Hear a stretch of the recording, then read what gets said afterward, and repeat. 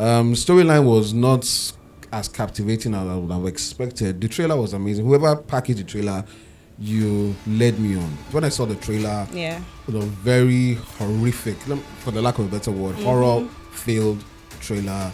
Reminds me of Madame Koi Koi. For like an hour, trust me, was like too much of narration, too much of dialogues. Like, okay, let's get to the horror part of this movie.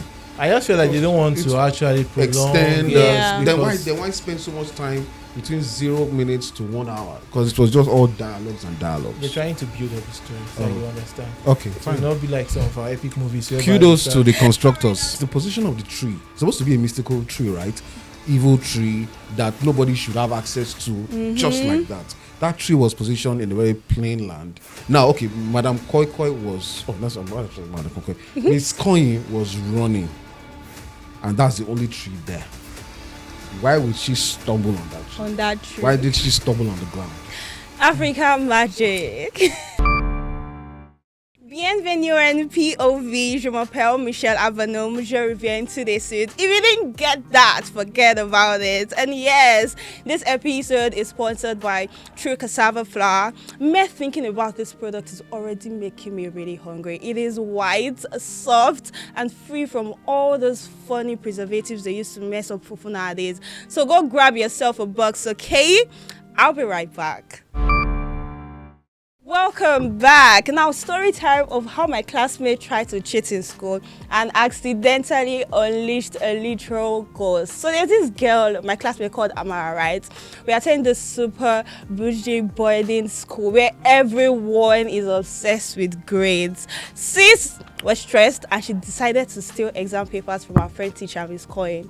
It sounds simple, right? Until it wasn't. So it's a boarding school. Now, the night of the break-in, our teacher ends up running into this creepy forest behind the school, and boom, she hits her head on some ancient trees and she dies. So here is where it gets wild. You see that tree?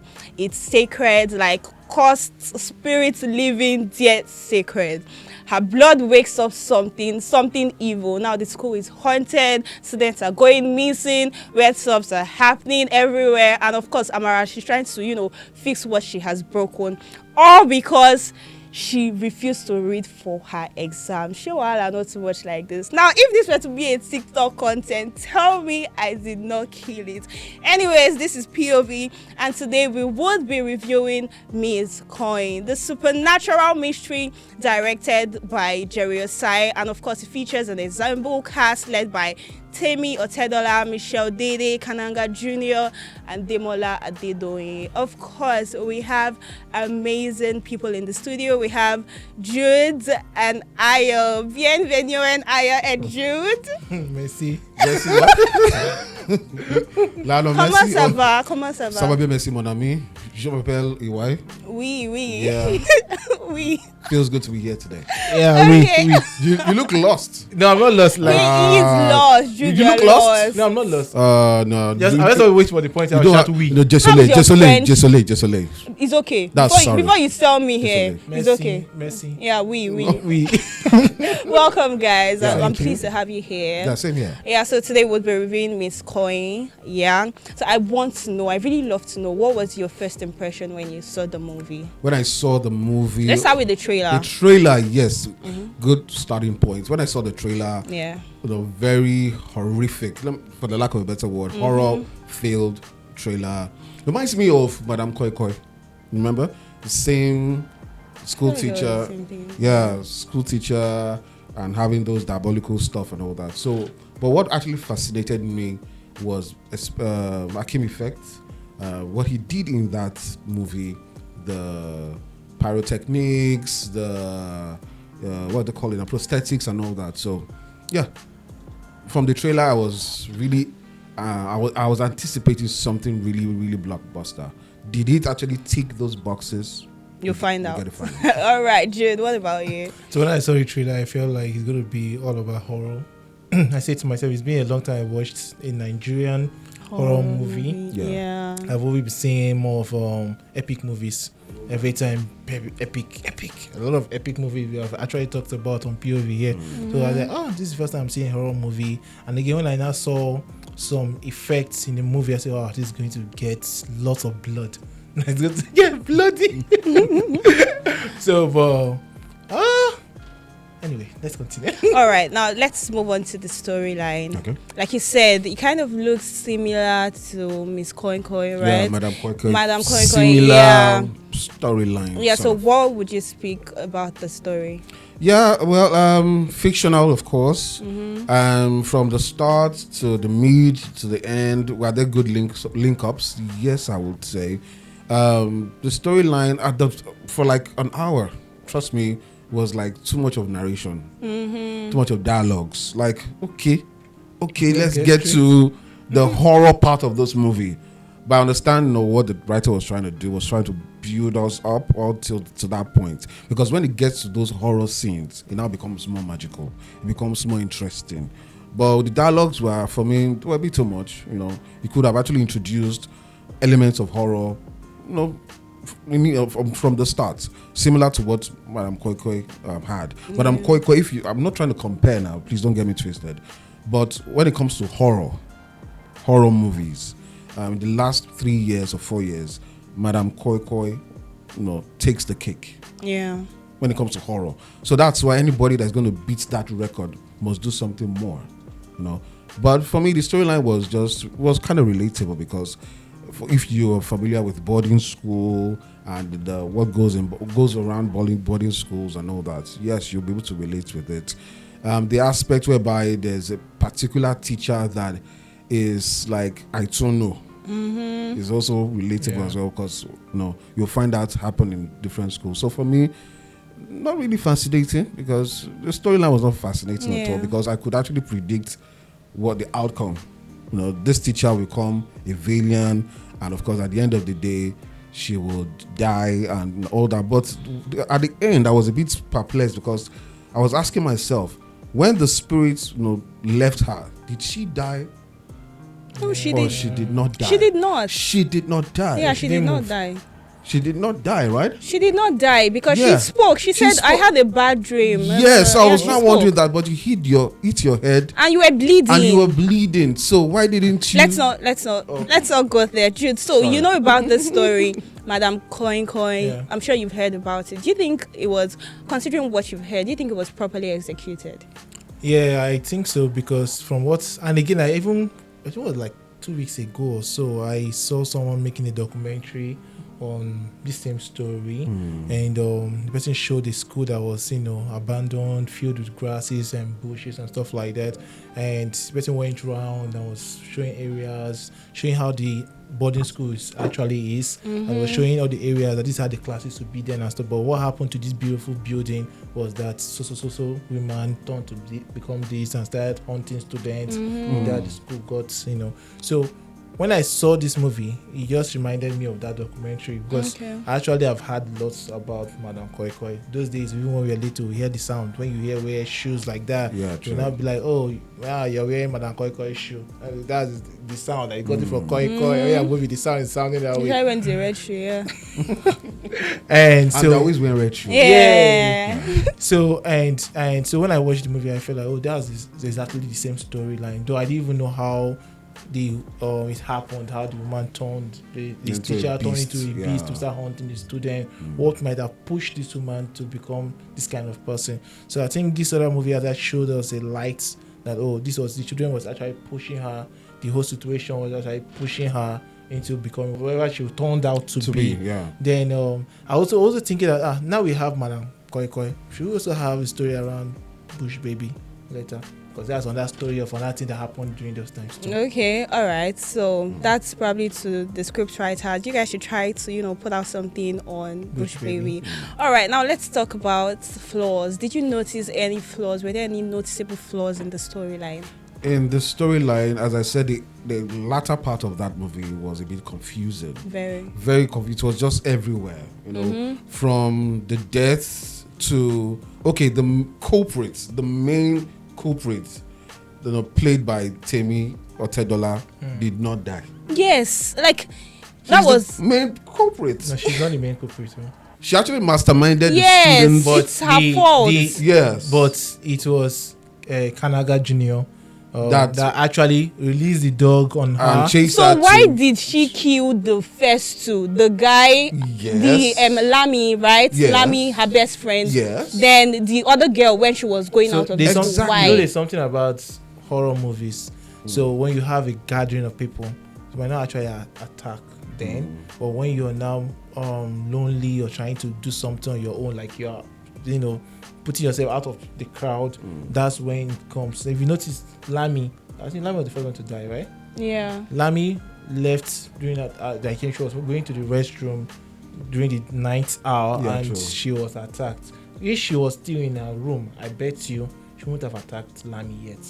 Yes, No, we are even saying that. Okay, the main culprit, played by Temi Otedola, should have been the last person to die. And the funny thing is, they didn't finally reveal why Miss Coin wandered into the bush, what happened to her, Exactly, blah blah blah. true. They didn't. No, it was The exam, so nobody still knew that exam papers were stolen because she Exactly. burnt it. Yes. So I feel like the story was not just adding wasn't up. balanced at all. So you guys want Tenny to die? Temi, No, not Temi as. No, the character. I'm just Amara. Yeah, she's a mastermind. Yes. She's a mastermind. No, for Or me, maybe severely punished or or severely something. punished, yeah. Oh, hey, something like It that. shouldn't have ended like that. was- Maybe She have woke learned. up. No, she.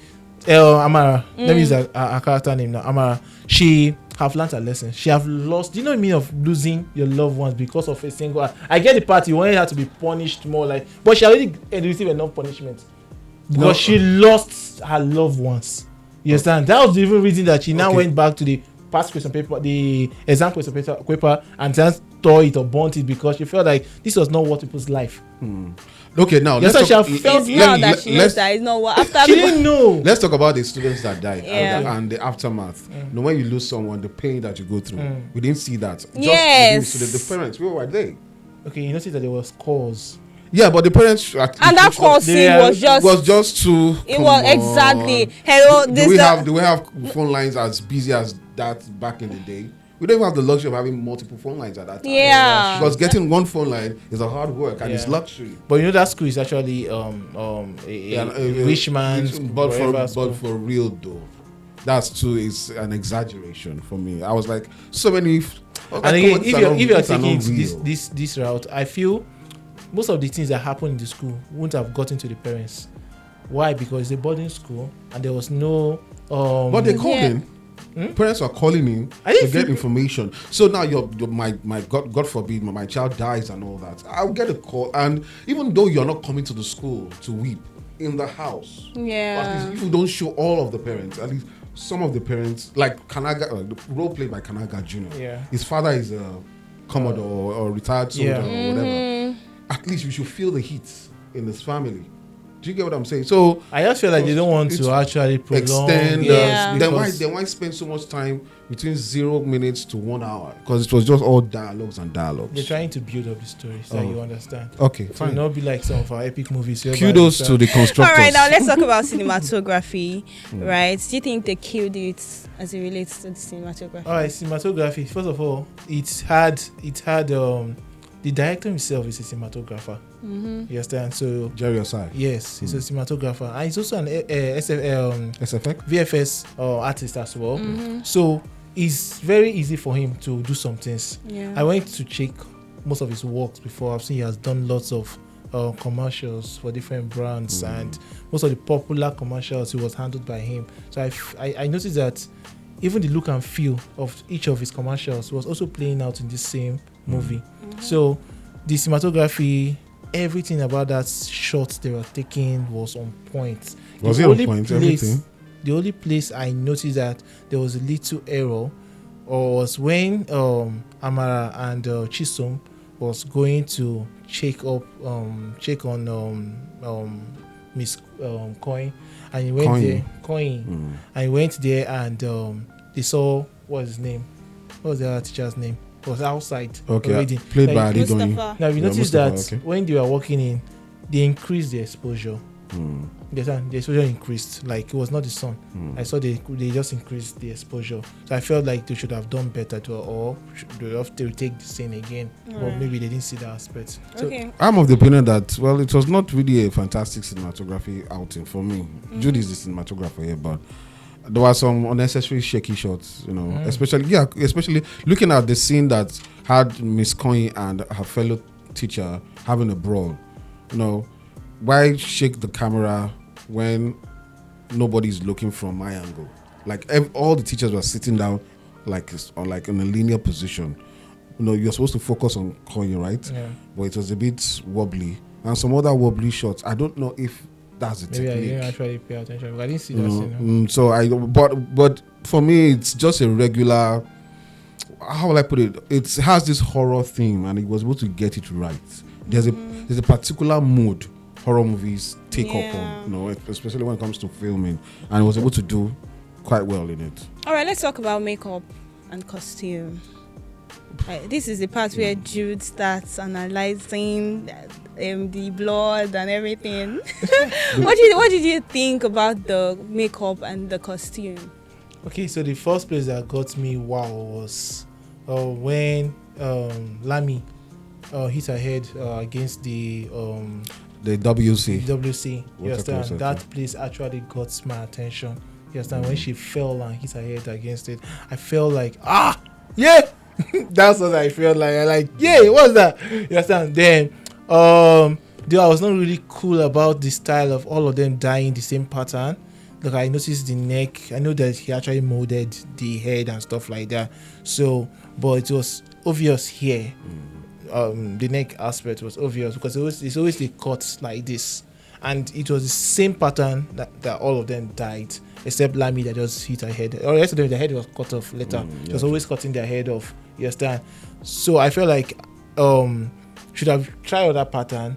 I love the fight. I thought even when the principal died, when she pierced her hand, I think to come out from here or something, like how we've seen horror movies that you come out and maybe probably the heart to be pumping or something. You know how they do it in horror movies. That's what I was expecting, because when I'm watching horror movies, that's what I say. I feel like shouting, but he was just there. He just stopped, and I didn't even notice the first time that something happened to him. His reaction, like what happened? Then I showed the stomach or something. Just a few things. What's that one? Yes, that. But I feel like you have come out. Our dagger was not strong enough. Was not long enough. What's that hand? Our fingernails was not long enough. That sharp stuff I said.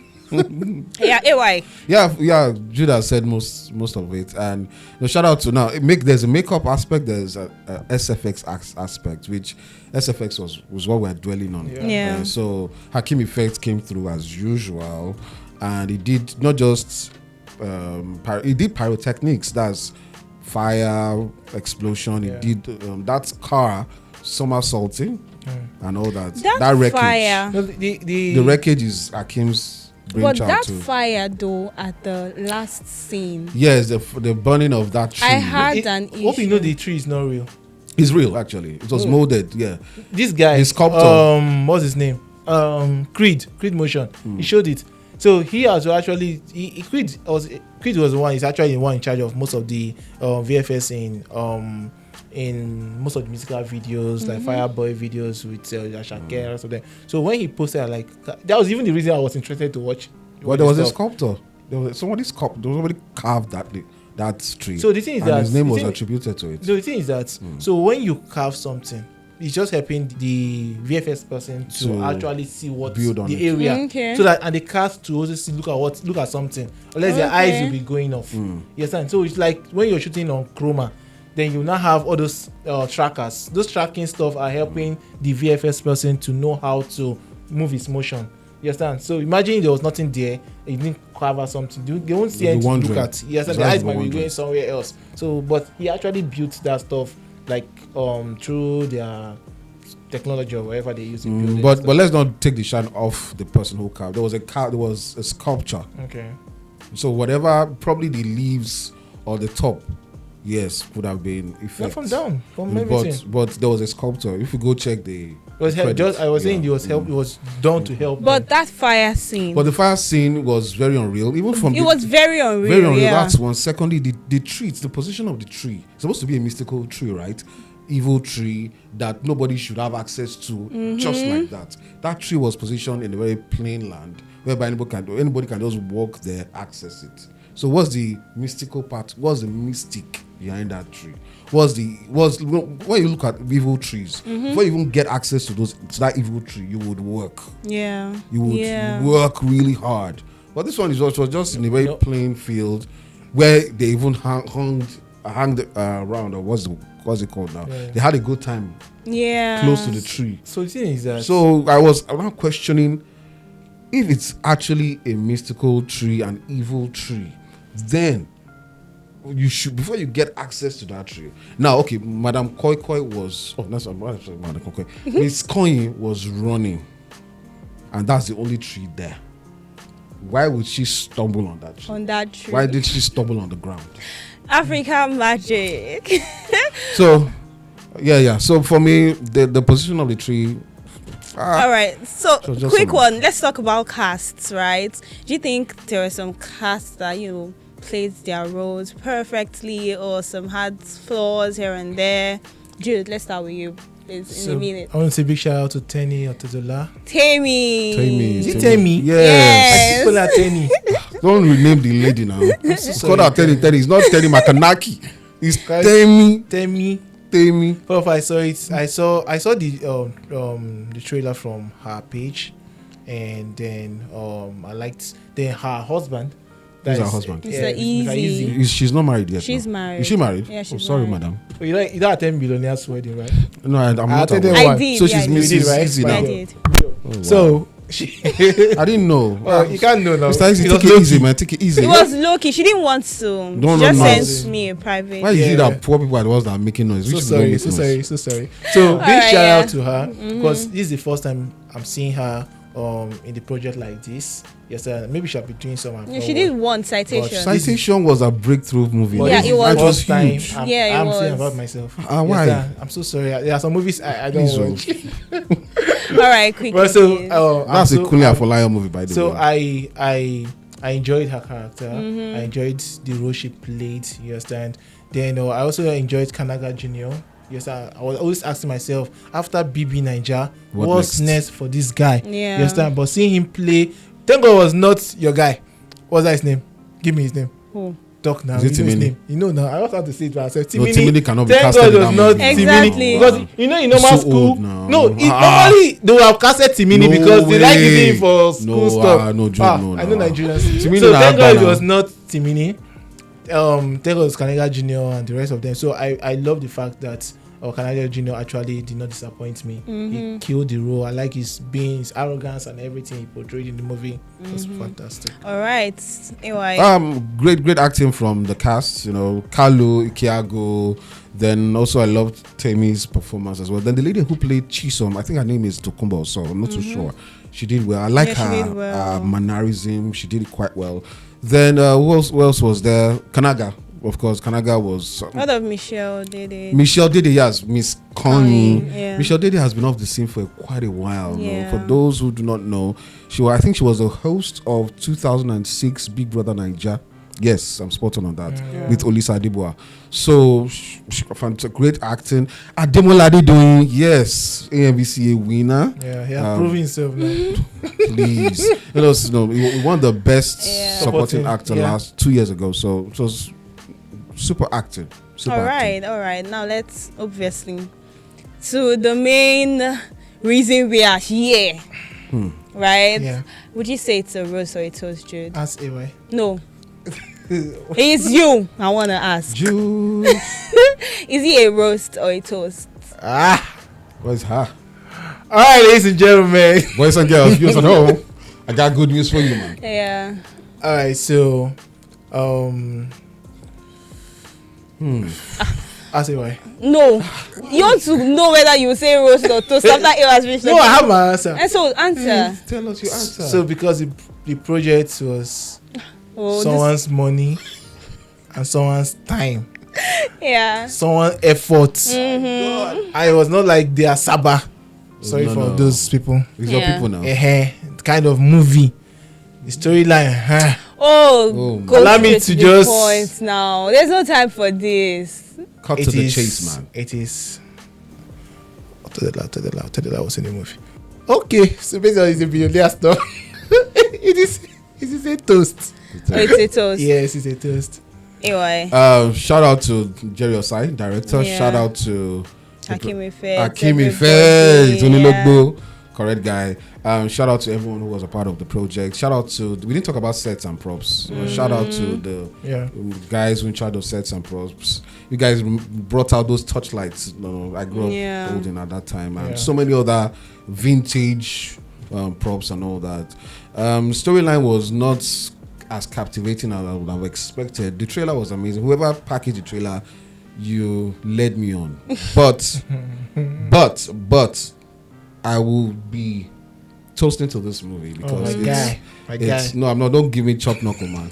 The reason I'm toasting to this movie is because of the exceptional acting performances across board. Though it was a good blend of both the young and the very old. Not let me use the word old. Evergreen actors. If you look at that movie, they had the good blend of both the veterans and also the newbies that are making waves as well. Temi Otedola, she's slowly but surely earning a position in this industry. The first movie she did, Citation, good movie. She has not grown old. The same look she had in Citation is the same look she had, and she fit perfectly into that role. Like it was just like hand in glove because in Citation she's played a role that is vulnerable. Yeah. Because our lecture, let me not go into that. But in this one, she played a very bold and very vicious role. Kanyin as well too. So shout out to, for me, you're my standard actor in that movie anyways. Yeah. So shout out to you guys. It's toast. Go watch it. Streaming. Okay, now what? For me, shout out to everybody you guys have given a shout out to, right? Yeah. It was great cinematography, great whatever, but I really do love a good story. I'm so big on stories, right? So it's a roast for me because I really loved Temi Otedola, and she was the reason I watched the movie. She killed her role. There were so many standout performances. However, I love a good story. I don't like when you waste my time. First of all, the story was very similar to Madam Koi, and then it wasn't. I expected it to have at least beaten, the initial movie, but it didn't do that for me. So I'm sorry. It is a roast. When you have two toasts and one roll, whatever. But I'm the lady here, and I know these things more, right? You know that ladies are easy to jump into conclusion. So she jumped into conclusion. All right, guys. So this is where we draw the curtain on the show. Thank you so much for watching. You should see the movie. It's an amazing movie. That I said it's a rose doesn't mean you wouldn't like it. So it's a great movie. Do well to see it. And do not forget to purchase the true cassava flour. You would definitely enjoy it. Thank you so much. Have a great time. Bye.